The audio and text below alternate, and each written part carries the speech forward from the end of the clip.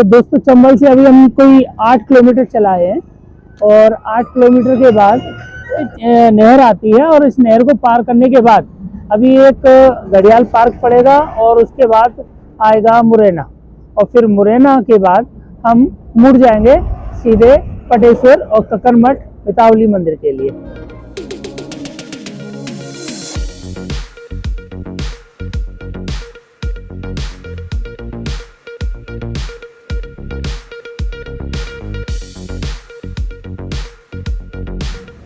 तो अभी हमें करीबन 20 किलोमीटर और जाना है। 20 किलोमीटर की इस रेंज में हम कर्ण को जहाँ बहाया था कुंती ने, वो सूर्य मंदिर कुंतलपुर जगह इसी रूट पे पड़ने वाली है। तो चलिए दोस्तों चलते हैं।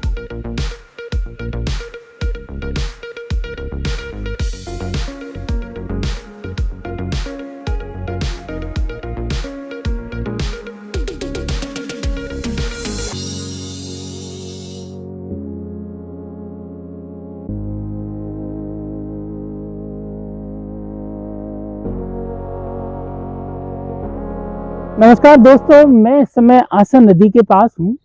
आप मेरे पीछे ये जो एक नदी देख रहे हैं, ये पौराणिक कथाओं के हिसाब से ये वो नदी है जहाँ माता कुंती ने कर्ण को बहाया था।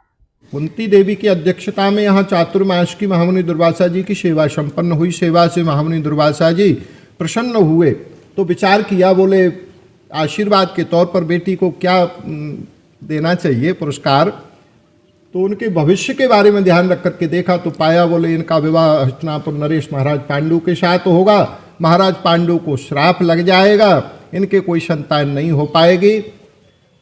तो इनको पुत्र प्राप्ति के लिए कुंती जी को 5 देवताओं के आवाहन के मंत्र दिए। बोले बेटी जब भविष्य में आपको जरूरत पड़े तब इन देवताओं का आप आवाहन करना। महामुनि दुर्वासा जी मंत्र दे करके और अपना चातुर्मास पूरा करके अन्यत्र चले जाते हैं। कुंती जी यहाँ आई, उन्होंने नीचे नदी में स्नान किया और देखा भगवान सूर्य प्रत्यक्ष दिखाई दे रहे थे।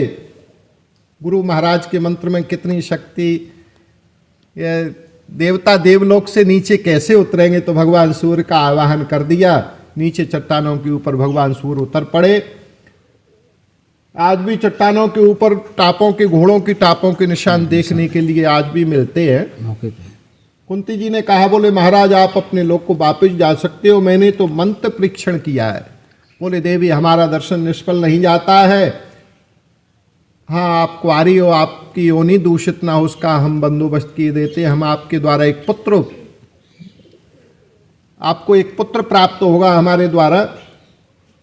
वो तुरंत गर्भ स्थापित करके अपने लोक को वापस चले जाते हैं। ऐसा श्रीमद् भागवत में 9वें स्कंद में, श्रीमद् भागवत 9वें स्कंद 24वें अध्याय में ऐसा लिखा है कि तुरंत बालक कर्ण का जन्म हुआ जो दूसरे सूर्य के समान तेजस्वी थे। कुंती जी कुंवारी थी, लोक निंदा की भय से कुंती डर गई।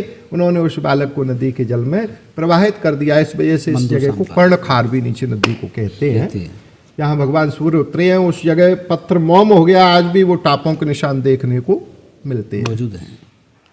चिन्ह के बारे में बताते हैं। ये 7 घोड़े हैं और हर घोड़े के 4 पैरों के निशान के हिसाब से लगभग 28 निशान जब वहाँ देखे गए घोड़े के खुर के आकार के, तो उसी के आधार पे ये अनुमान और ये किंवदंती बनती है कि ये आसन नदी में जो निशान है वो घोड़ों के ही हैं और उन्हीं घोड़ों के हैं जो सूर्य भगवान जिस रथ पर सवार होकर आए थे।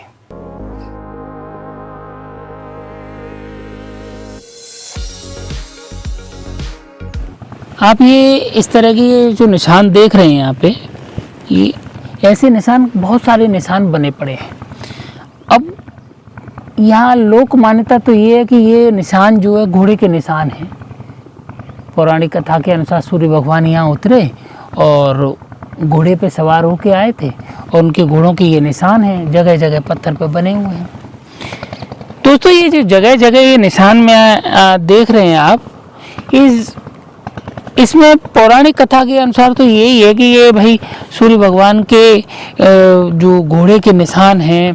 और यहाँ किसी से भी बात करेंगे लोक मान्यता में तो यही बात निकल के आती है कि ये वही जगह है जहाँ माता कुंती ने वरदान मांगा था और सूर्य भगवान का आह्वान किया था। सूर्य भगवान प्रकट हुए थे, घोड़े पे सवार होके आए थे और ये अपने घोड़े के निशान यहाँ छोड़ गए। यहाँ पे यही जो है लोक प्रचलित मान्यता है। लेकिन एक चीज़ साइंटिफिक तरीके से आप देखें तो ये जितने भी जो भी पत्थर के निशान दिख रहे हैं ये पूरी पथरीली ज़मीन है और पानी ने कटाव करके यहाँ पर इस आकार को दे दिया कि यहाँ पे भी अब मैं आपको अभी पीछे भी दिखाऊंगा कि यहाँ चट्टानों को पानी ने काट दिया है। ये जितने भी आप यहाँ पे पत्थर की कटाई देख रहे हैं पूरी तरह प्रकृति का, पानी का नेचुरल प्रक्रिया, नेचुरल प्रोसेस है जो पानी अपने उसके हिसाब से काटती है। इसके अलावा पत्थर में यहाँ जो छोटे छोटे गड्ढे से बने हुए हैं, यहाँ शंख के जीव के होने का भी एक प्रमाण रहता है कि इस प्रकार के कुछ जीव भी होते हैं जो धीरे धीरे अपने शरण स्थली के रूप में पत्थर को काट के अपना घर बना लेते हैं। पौराणिक कथा एक अलंकारिक कथा है। उस कथा को यदि इतिहास की दृष्टि से देखा जाएगा तो निश्चित रूप से उसमें कुछ न कुछ थोड़ा बहुत अंतर अवश्य आएगा।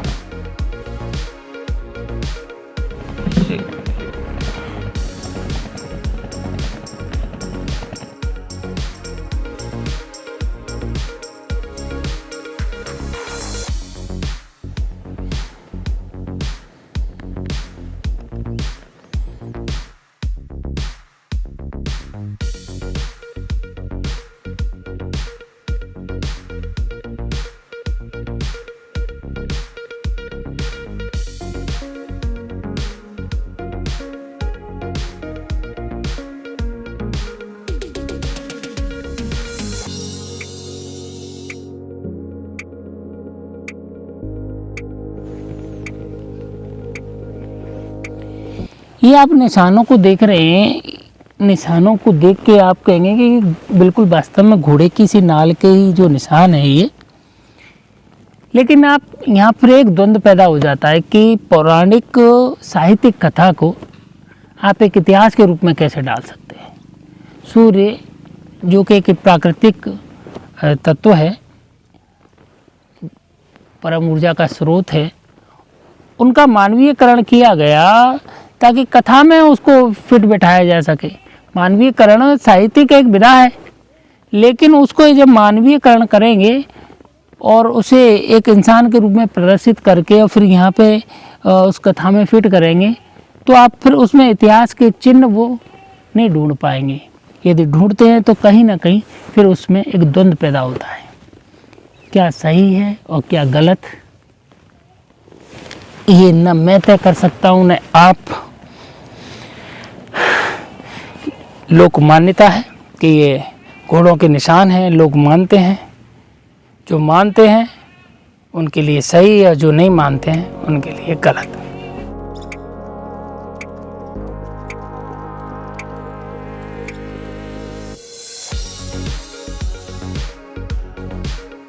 ये कुआं देख रहे हैं आप, ये कुआं काफ़ी गहरा है और ये पानी ऊपर तक, इसके ऊपर तक भरा हुआ है।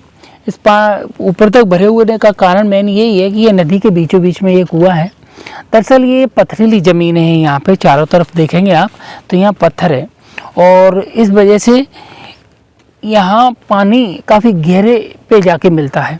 लेकिन ये चूँकि ये नदी है और इस नदी का पानी इसके चारों ओर जो है रिसते हुए और इसमें जा रहा है और ये एक तरीके से वाटर टैंक का काम कर रहा है। ये कुआं यहाँ से मंदिर के लिए भी ये पाइपलाइन जा रही है और इसी कुआं से पंप के द्वारा पानी ऊपर तक पहुँच रहा है।